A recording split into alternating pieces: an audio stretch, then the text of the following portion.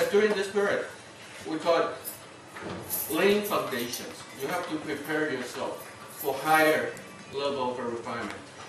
It's very scientific. If you haven't laid the foundation well, there's no possibility for you to quantum leap into yet another dimension. Okay. So it is not something that we are going to look into ourselves. It is something. It's things that we have to recognize and realize within us to free oneself from all bondages. So the strivings will be there only if one is not free. Okay. If one is free, would there be any strivings? Is there anything for one to look for there? No. No. Once the level of attainment has accumulated to the extent that there's no strivings anymore, you've let go so completely of all bondages and attachments within you. There's nothing there for you to look for. And our side from Lao Tzu, chapter 16, he actually personally described that particular state. You're not looking for emptiness. You're not trying to dump yourself from inside out. No. You're trying to probe into yourself and find the truth of it in a very scientific way, with diligence, from moment to moment, with your awareness. Okay. In Lao Tzu chapter 16, he said, I read it slowly, abiding tranquility towards the limit of emptiness. All beings flourish, whereas I observe their return to their beginning. To return to the beginning is called tranquility. Okay? Those in oneness with tranquility are called restored beings. Okay? Constant is the restored being, so that those who are aware of the constant are called the enlightened. Unawareness of the constant and the deviation and deviating oneself is dangerous. Those who are aware of the constant assimilate. With assimilation, there's equality. Okay. With equality, there's lordship. With lordship of one's being, thereby one connects with heaven. With the connection to the heaven, Tao is enabled. In oneness with Tao, it remains after one is deceased. Can you recognize the similarities? Can you fully comprehend his proposition in his self-reflection in words? You really have to put yourself in his position, in his place, and then reflect his words for you to really savor or flavor the core of it. He was talking exactly about the same thing.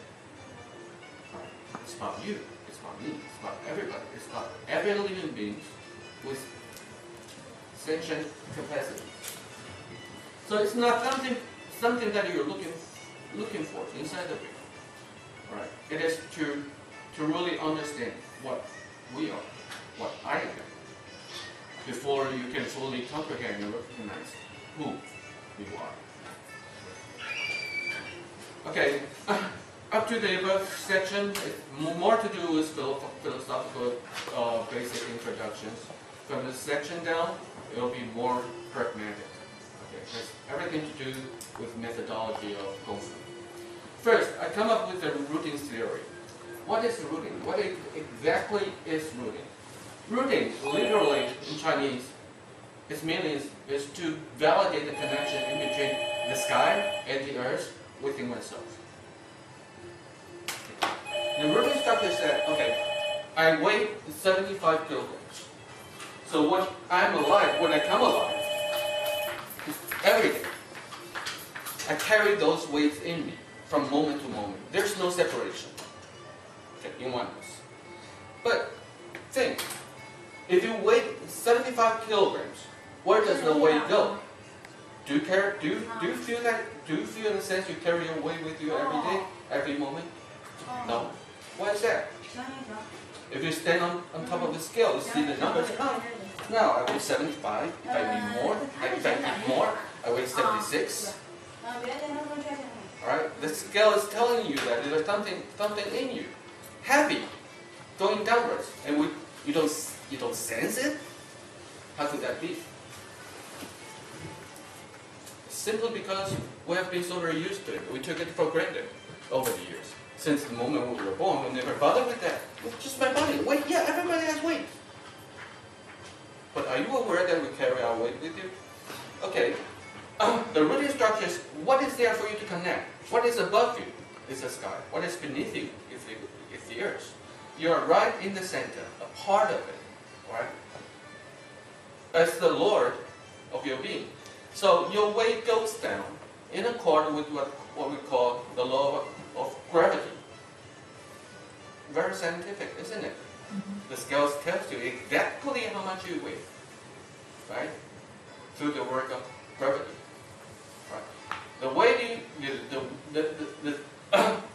the number of your weight on Earth is going to be different if you weigh your own weight on the moon because of the law of gravity. So there's a force. What's the law of gravity? Everything. The apple. Newton says the apple will fall to the ground. Huh? He woke up to it. He woke up to it and studied it and made it a scientific proposition. The law of gravity.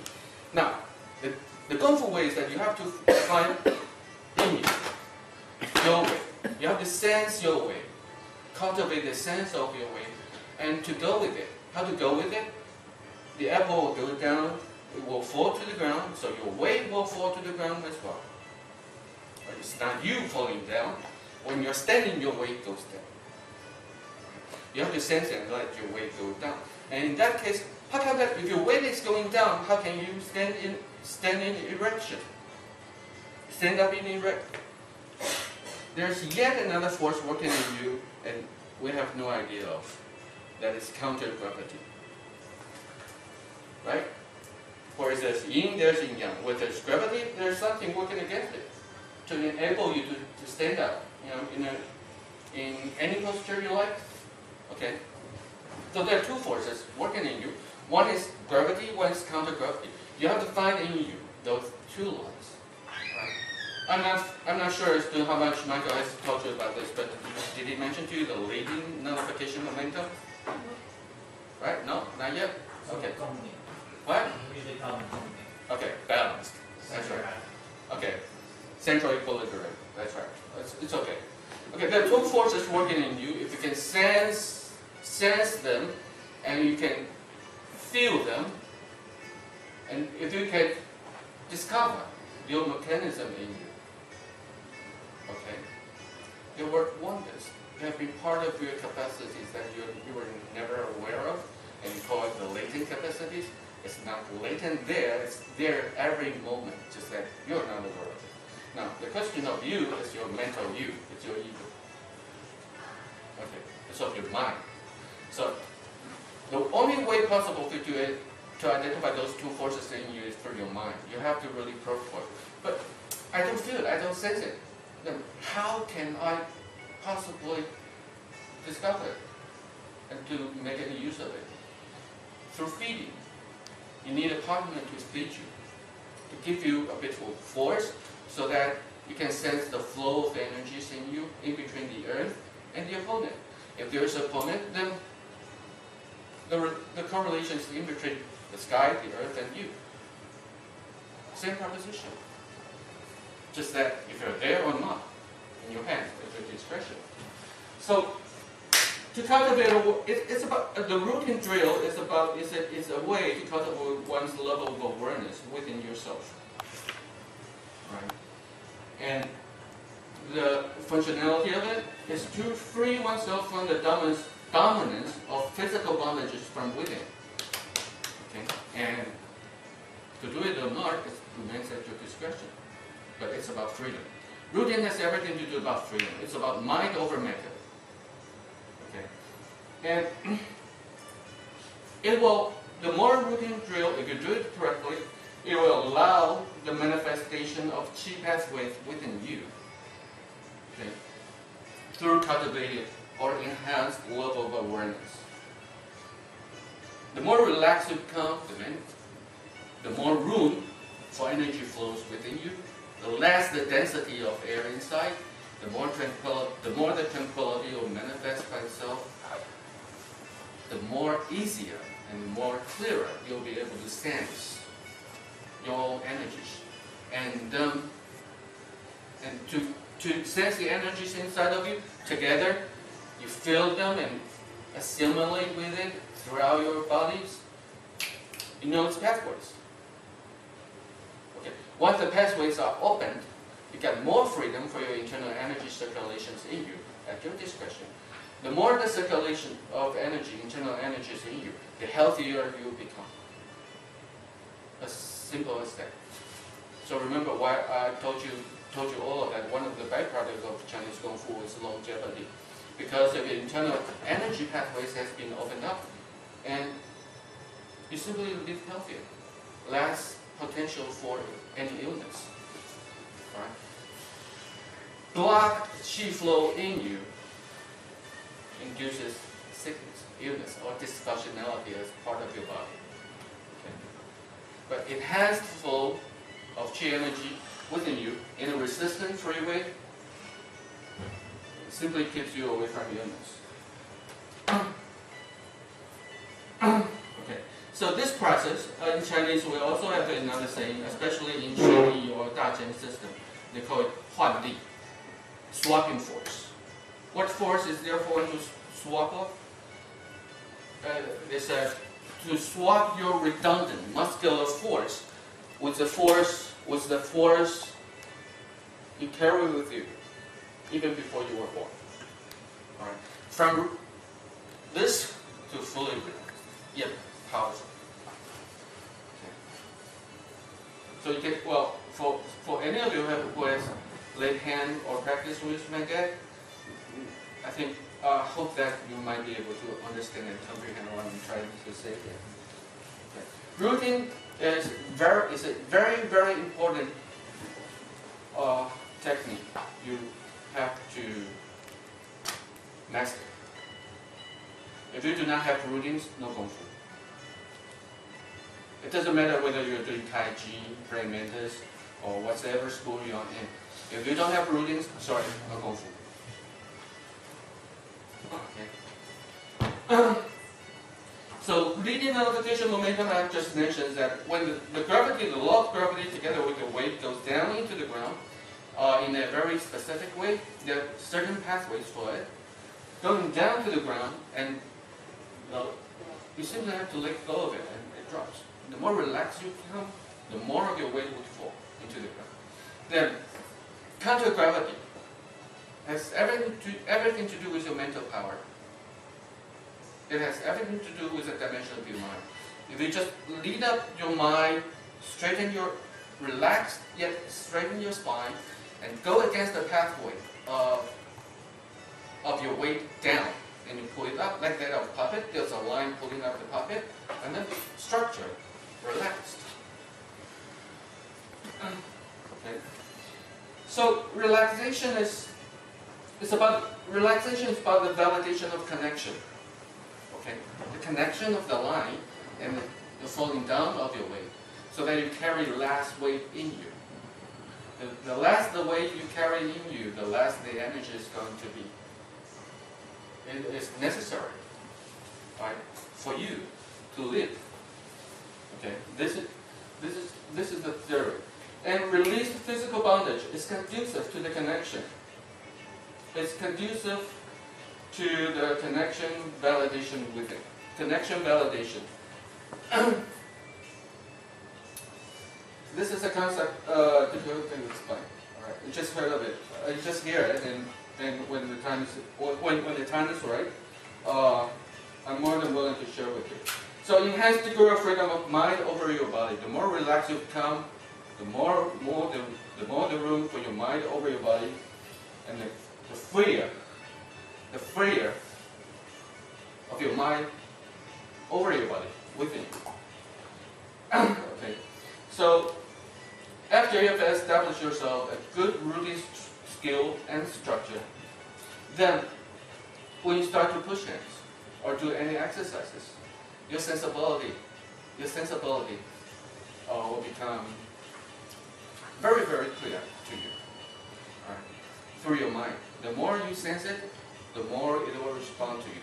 The more you communicate with your body, each and every part of your body, the more responsive they will become. Okay? Communicate with them. Okay. Now, after the internal chi pathways is opened up, after you have cultivated to yourself a certain level of awareness in you, then there's the topic of momentum. Momentum is important, very, very important. The Chinese phrase for momentum is composed of two words. One is pathway. Its literal meaning is pathway. The second one is power. Okay. Collectively, it means power pathway in you, but it's not muscular power. It's the power of no power. It sounds paradoxical, but I know most of you should be able to understand what I mean, especially when you have been fed with momentum, right? And momentum has nothing, absolutely nothing to do with physical force. Okay. It will manifest itself only if there's no redundant force or blockages in you from inside out. Right? And it's intangible. You don't see it. Okay. You can't observe it. You can only feel it. How can you feel it? You have to be fed with momentum. You have to be sent off by someone who is capable of it. Okay? You can only sense and cultivate it through feeding and feeling.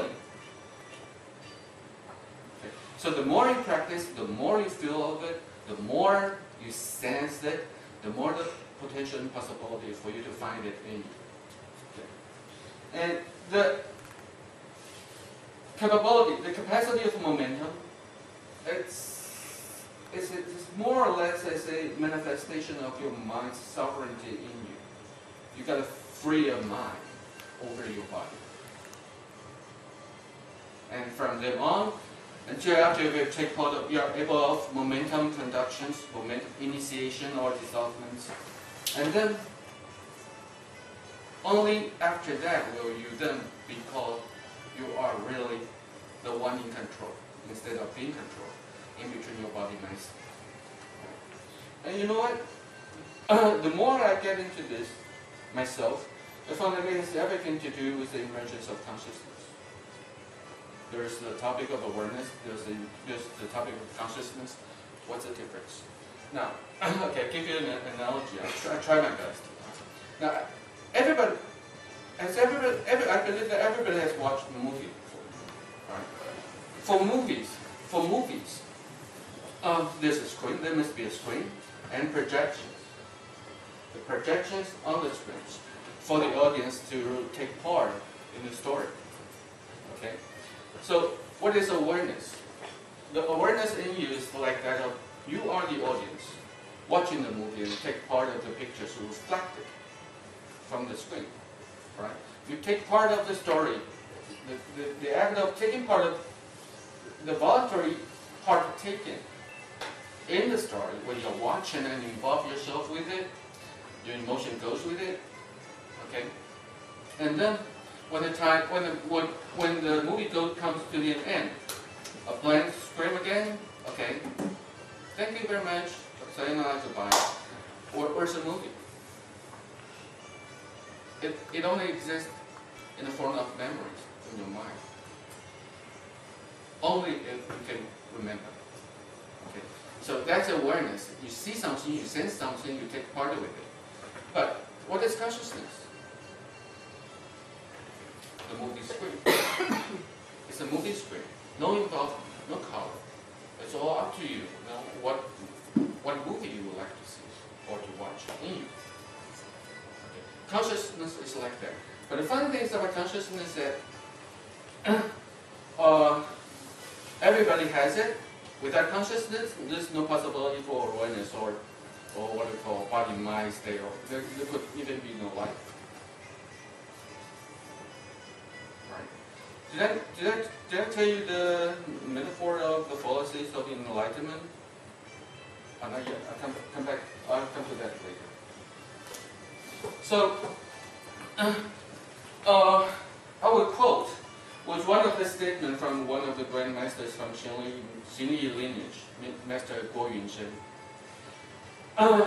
He said in Chinese first, 有形有义都是假，既到无心始见其。His conclusion of his own mastery of the art, and which says that elusive are the presence of forms and intent. The true esoteric manifestation is where there's no presence of mind at all. His description, I had experience with that description, is that everybody, or I think most of you have seen us practice sending people off, right? The most horrible, the horrible thing is that there are moments that you don't even have the intent to send people off. I didn't have intent to send people off. There was one of the students practicing with me and asked me, okay, now Howard, it seems like you're teaching and demonstrating in feeding mode only. What if people really come charge at you? All right, what's going to happen? I said, try it. And so she ran into me. I didn't even try to send her off. It just happened. I just relaxed myself and then when I was aware of that, she flies onto the trees and falls down. She was hospitalized for 3 minutes. I wasn't aware of that. That particular moment, she came in and off simultaneously. Okay. Because my mind was not there, I don't have an intent of the energy goes in tandem, in oneness, in totality, off. I sense that. So this is yet another evidence that Master Guo was the grandmaster of Xingyi system, and he came up with this statement, and was telling nothing but the truth. Okay. And the funny thing that Lao Tzu also came up with a short description of it. All right. Lao Tzu said, the ultimate softness in the universe permeates within the hardest things. Within the universe. The no being is right there inside of being. Okay? So this is how I know that no being, no action, no involvement is beneficial to me. All teachings will be redundant if you are there. Okay? And funny that not that many people know the benefit, is aware of the benefit of no strivings. Right. This is from Lao Tzu chapter 34. So the process of swapping force in you, the process of cultivation of awareness and the emergence of consciousness and your capacity to identify, to take part and be in one with you in totality inside. This process involves lexicon is called transformation. Okay, and Tai Chi classics says that all Tai Chi classics, their conclusion, they conclude with this. It is all about the mechanism intent, nothing more, nothing less. Right. Actually, this conclusion, the intent is still within the body-mind state, more of relevance of your mind, right? Not yet to the dimension of consciousness or spirituality as yet, right? So it's a skill, it's a fighting skill, it's a fighting system. Tai Chi classic, this is the conclusion Tai Chi classics make. It's all about intent, right? But intent, there's the external intent, there's internal intent. Taoist approach and Taoist propositions that it's all about doing nothing to do with the external things. Okay? And there are many things in the process that you're going to identify, to learn and cultivate within you. one by one. One by one, that means you have many parts of you inside for you to integrate them into something, to harmonize into oneness in you. Okay? It's about harmonization. It's about freedom. It's about liberation. It's about harmonization in you, in between your body, mind, state. And you know what? My personal experience that Lao Tzu said, Tao is a way of reversion. My personal experience that each time I made a quantum leap on the way of Kung Fu, is that I let go, I drop. So oneness there's a oneness in you there. You strive, you work yourself very hard to take hold of you, like that of a stone, a pebble, something like that, a pebble in your hands. Right? Now I've got something, I've got something very solid, right? I can sense it, I can see it, I feel it now. Good. If you take hold of it, I'm a teacher now, I'm a master now. Sorry, you stopped. You lock yourself in with it together. The oneness I mentioned here about is that it is something in you. You identify. The more you discover about the reality of yourself inside, the more parts you have, the more troubles you're going to have to put them into one piece.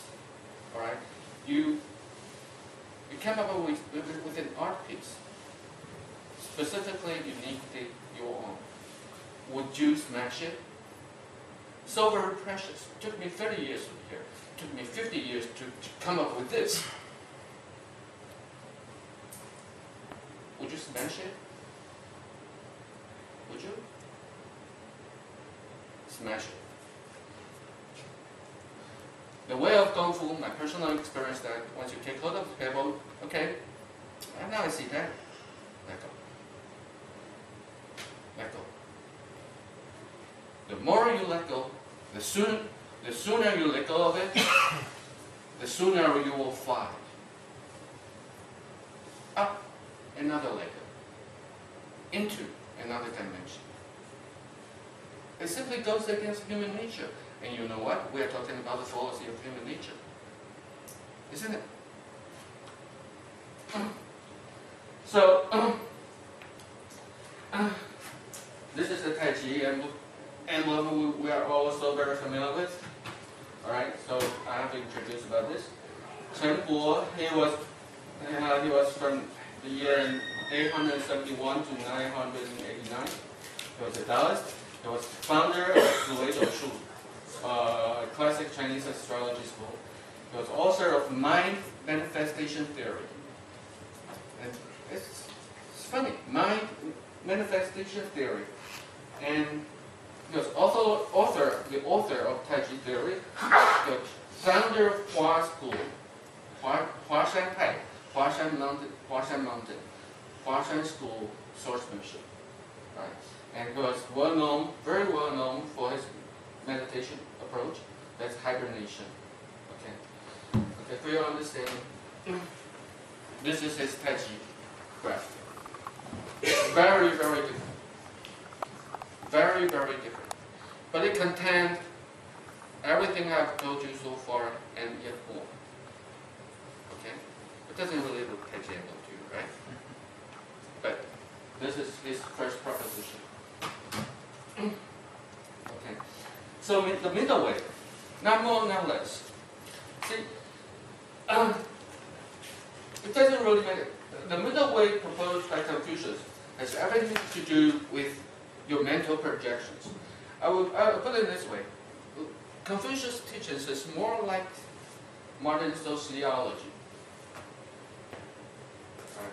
Whereas Lao Tzu's proposition was more like, was more like modern psychology.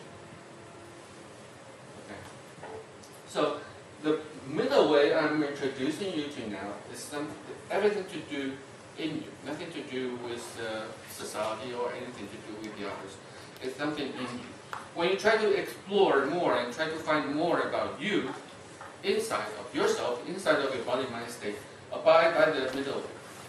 Not more, not less. Not more, not less. Okay. Both mentally and physically. From the physical dimension, it's easier for you to see and sense it. But for the mental dimensions, much more difficult. But if you establish in yourself, if you're capable of assimilate this technique in you, from the physical dimension to the mental dimension and beyond, the middle way is very important. Just like when you're push hands or do any forms, right?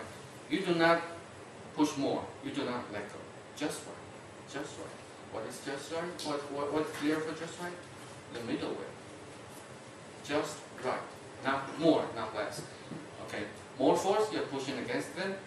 If you drop more, you're dropping his force. Right? Neither nor. Just right. Okay. So the middle way in application, well, the middle way is the mantra in application to discipline your own outbound mind. Do not go there, you can observe without involvement. So that you can free yourself from the disturbances of your own emotions. Right? Sensible? Okay. It is the middle way when you are actually applying and taking abidance of the middle way within you. It's more like a tug of war. Okay, there are three stages. First, the tug of war in between your body-mind state, right? And then, if you can take control of that and free yourself and liberate yourself from the bondage of your body-mind state, then you'll bridge over, you get to another dimension we call the spiritual dimension, and in that dimension, the self-refinement process and more of a tug of war in between your mind and your consciousness. Okay, and as I mentioned before, now, if I'm done, if I've liberated myself from my body-mind bondage, and yet there's yet something more, how long will it take me to roll?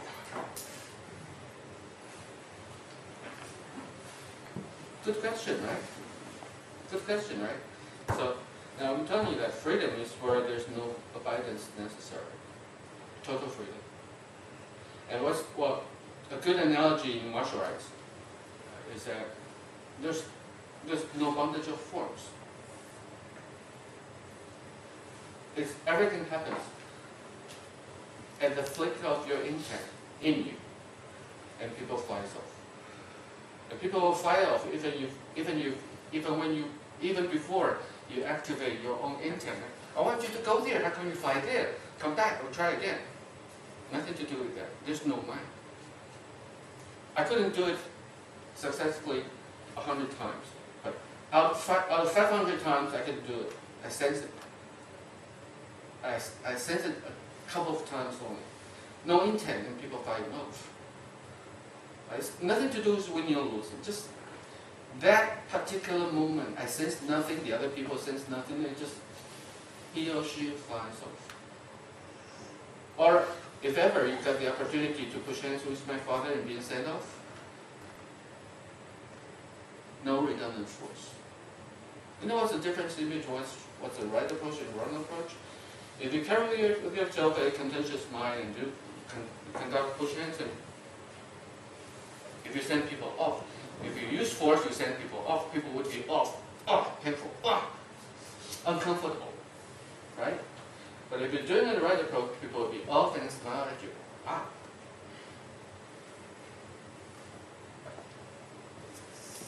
Quite an experience, hard to put into words. People just, wow and inspiring. Okay. So freedom is where there's no abundance at all. Now, if it's about freedom, then what is Gong Fu exactly? Gong Fu, according to my understanding, Gong Fu is an empirical science. It is very, very scientific. There's no bullshit, there's no superstitions. Right? It's everything to do with you as a science, empirical science. So I would propose you to learn from one's own empirical validation from within oneself. The body-mind as a subject of both as a subject of a scientific experiment within you. And it is the process toward freedom is called transcendence. And Kung Fu is an empirical spirituality system. Okay. And the funny thing that the experiment, you are the experimenter of your being, and you are the experiment simultaneously. And the experiment stops when the experimenter stops. You stop your own experiment at your discretion. Whether it's voluntary or not, the discretion remains in your hands. Right? So, now think about it. Okay, from the cognition dimension, let us think about that. What is Kung Fu? It's about, if it's about freedom, and then it's about one's body-mind state. There's a freedom from the body, there's a freedom of the mind, right? If you come up with this man, okay, here's the degree of freedom, the x-axis. X-axis. It's a degree of freedom of your mind. The y-axis is a degree of freedom of your body. Degree of freedom. It's not freedom of your mind, it's not freedom of your body, it's degree of freedom of you as a being inside of you. So we come up with 4 quadrants. Degree of freedom of your mind from, let's go -1, +1. Degree of freedom of your body, -1, +1. Right? So here's a dimension. Right? Your body-mind dimension. Remain bounded, no degree of freedom, -1, right? Most of what you call martial artists fall into this dimension from the Kung Fu perspective. Okay.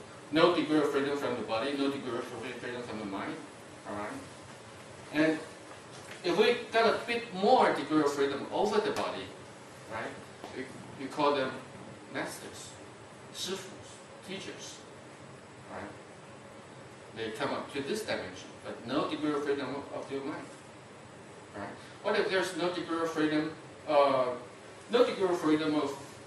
physical degree of freedom, yet freedom of the mind? Some people would fall into, we can categorize some people into this category, what I call them spiritual gurus. Okay. And the Kung Fu way is where, from here to there, total degree of freedom of your body, mind state as a human being. Right? You're looking to become a Taoist deity. Then, which quadrant should we fall into? Okay. I'm asking you a very, very serious question. Which quadrant would you like to fall into? The last one, of course. The last one, of course? Yeah. Good. That's wrong answer. Somewhere in the middle. No. Remember I told you before? Total freedom is where there's no balance at all. It's not that we're out there, I want to be here, I want to be me. Alright? Even the deities, they are fallacies. Okay. The paradox of immortality is there. Well, you got immortality. The immortality of you exists only in the minds of the others. Remember those sages in history? Ashes to ashes, dust to dust. After they deceased, after they stopped to be a human beings in blood and flesh. Where are they? They can only exist in history. History is what? His story. Isn't it? So his story somewhere back in time, but does it really has anything to do with you? Is there any relevance to you? Except for his story. But the thing that, what have we learned from his story? Isn't it? Okay. So this is just a cognition map for your mental reflection. You want to be the 4th quadrant? That's fine, at your discretion. Just like do not involve, attach, and bound yourself with it. Okay? So there's also the topic of Trinity, see? Trinity. Lao Tzu said, chapter 42, Lao Tzu said, long time ago, of course, in a Chinese way. So he said, Tao gave birth to being in oneness with subjectivity. From the emergence of subjectivity, there's measurement. From the beginning of involvement, there is Trinity. From the being of Trinity, there is the world. Okay.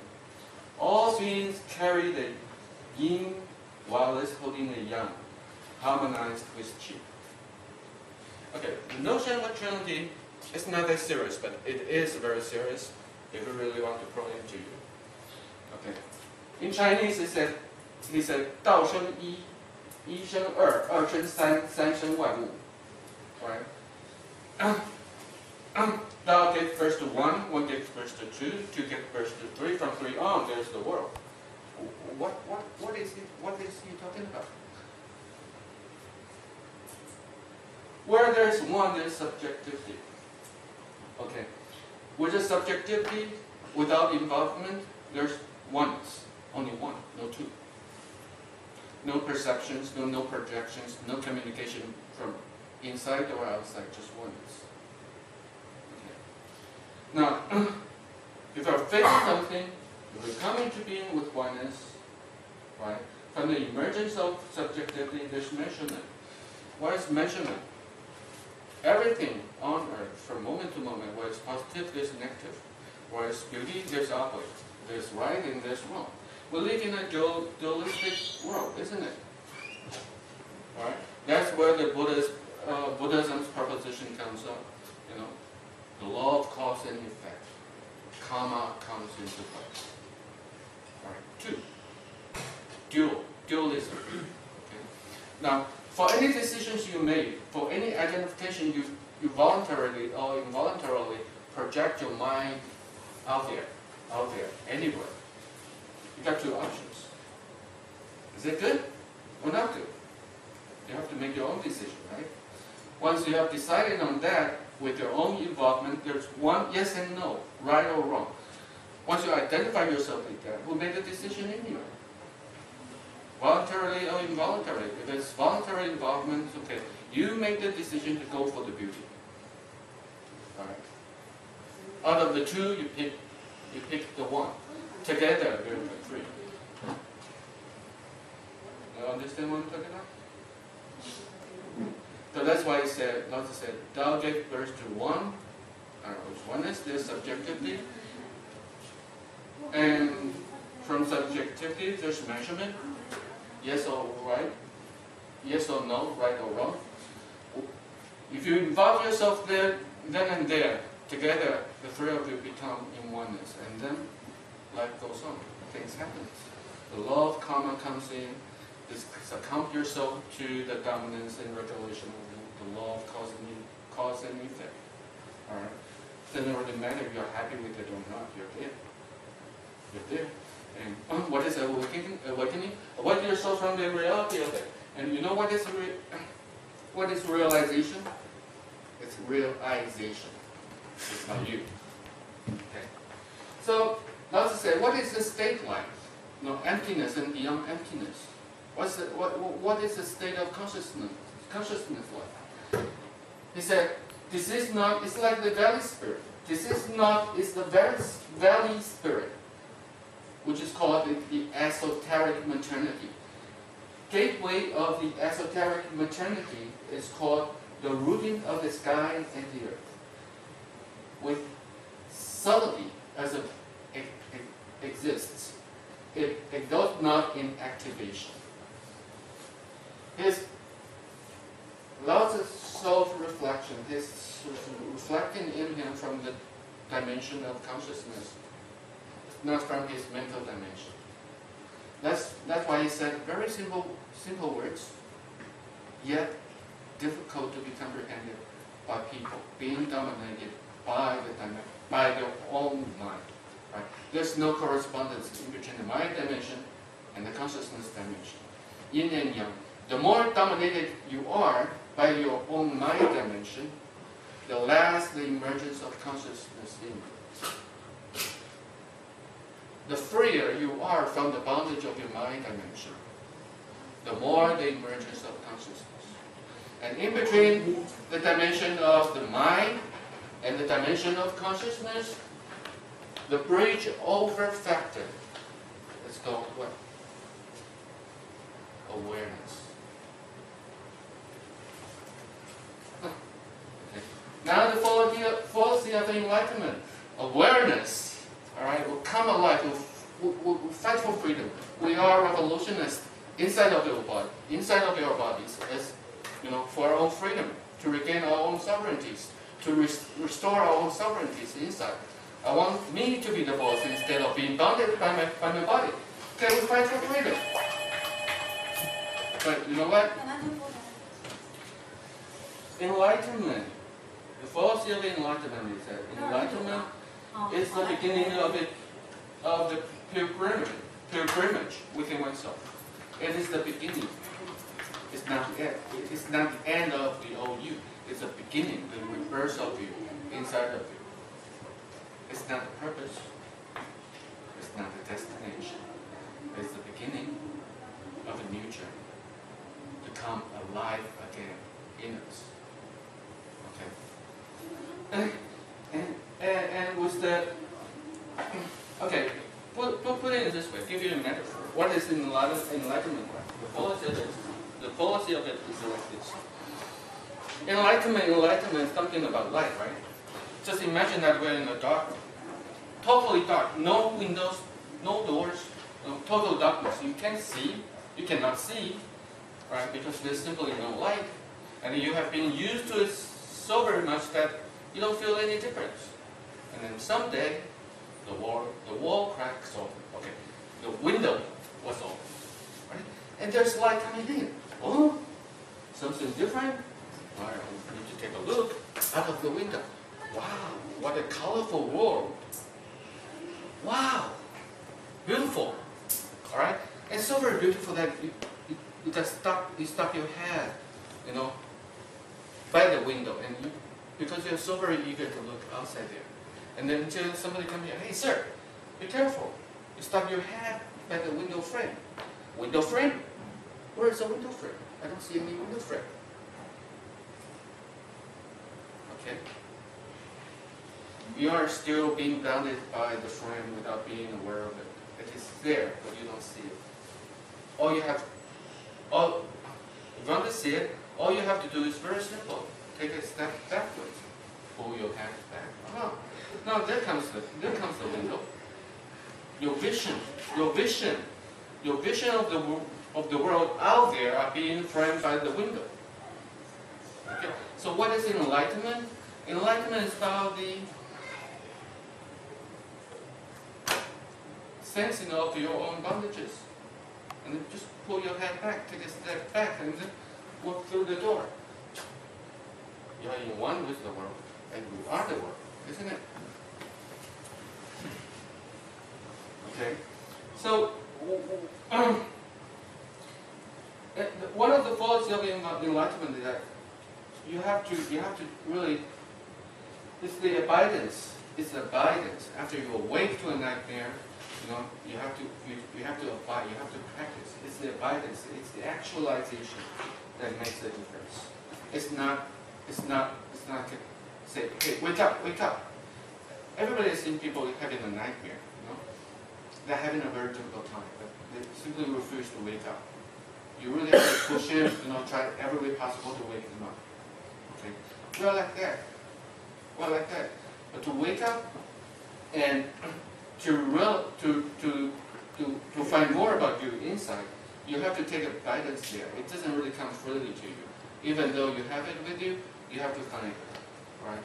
And if ever, as much as on the path of Kung Fu, if ever there must be a master, remember, you are the master.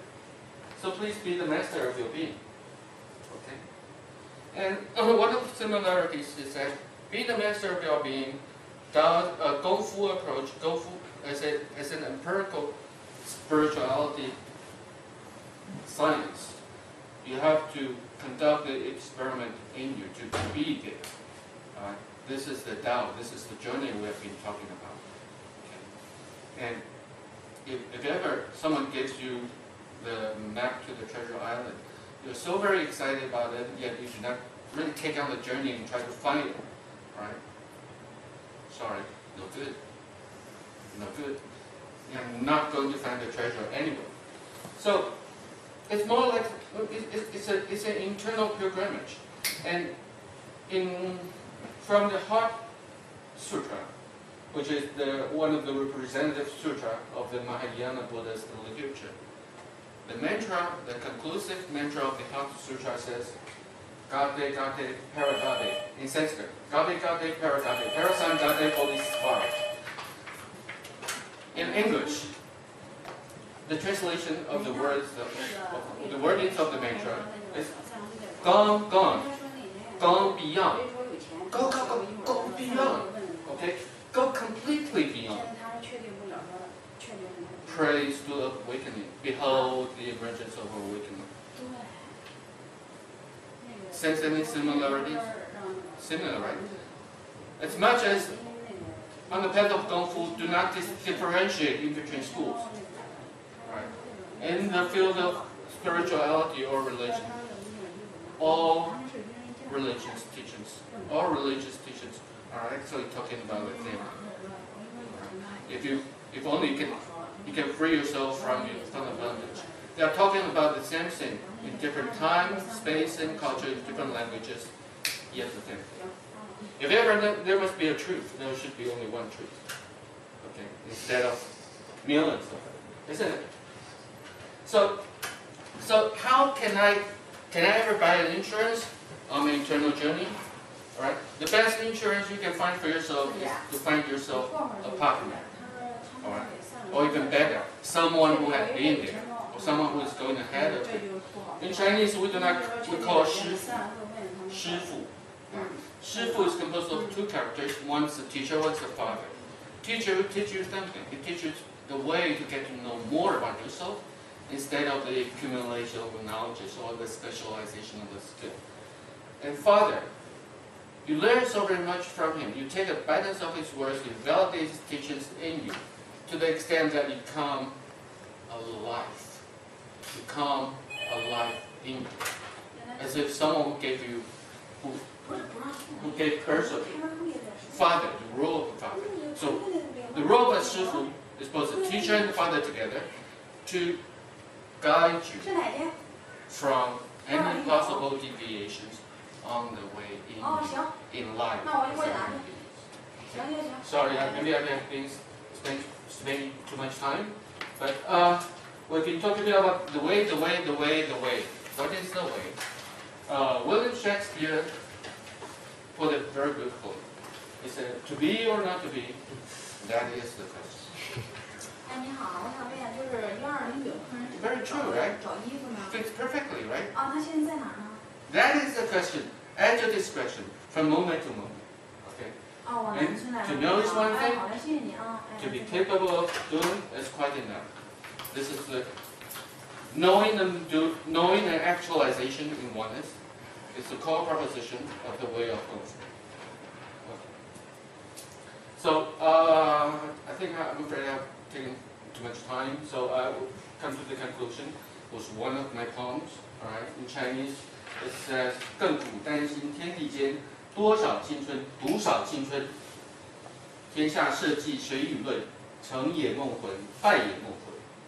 山水鱼跃江湖滨，挥也无痕，逝也无痕。少看春秋暮看尘，有也是君，无也是君。In oneness with that which persists throughout time and space, there lacks youth, while its youth prevails still. With whom shall the emperor share the achievement? Where a dream like that of the conqueror, while those conquered not grow the dreams of woe. Beauty is that of the mountain abreast of the rivers and the lakes, where there waves not detachment, and that of the bygones. Bemused with the constant throughout history and that which is philosophy, where being is thee, no being remains thee. Thank you for your attention.